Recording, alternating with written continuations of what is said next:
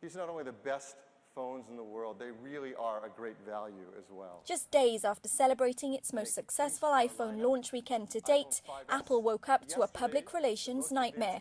Some users complained that the new iPhone 6 Plus, a large-screen smartphone or phablet, was bending inside their pockets.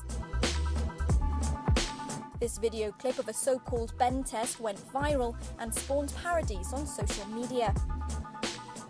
Apple's largest competitors joined the debate, with Samsung smugly tweeting that its new Galaxy Note Edge was curved, not bent. Bendgate, as the controversy was dubbed, went global, but that didn't bother Ryan McCaffrey, a multimedia editor in San Francisco who decided to take the plunge anyway and get Apple's bigger phone. He says it has a lot of plus points. The 1080p screen and the slightly improved camera functionality, as well as, most of all, the longer battery life really sold me on it. McCaffrey's not afraid of his phone bending, and Apple says it's only received 9 actual complaints about the problem. The tech giant conducted stress tests, as did Consumer Reports, a product review website. Its study found the iPhone 6 started to deform under 70 pounds of pressure, and the 6 Plus could withstand more, up to 90 pounds.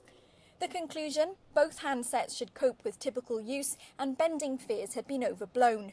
Some experts agree. Apple would not put out a product in market that has that kind of defect across the board. Recalls are really expensive, and if you're building at the scale that Apple builds at, you don't want to build anything where you have to do a massive recall.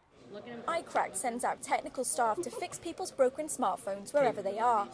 Chief Commercial Officer Paul Ilias says they haven't seen any bent handsets, nor are they expecting to repair any. I don't think it's something that we need to prepare for. I don't foresee it being a persistent problem whatsoever. I'm sure if somebody brought something to us, we could probably bend it the other way, but I don't believe that we're going to be seeing too much of it. iCracked predicts about 30% of the new iPhone models will break, about the same ratio as the iPhone 5.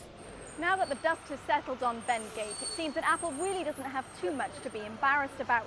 Meanwhile, the take-home message for consumers is, even if you do have a back pocket big enough for an iPhone 6 Plus, don't even think about keeping it there. Rebecca Bowring, Palo Alto, California, Rudal.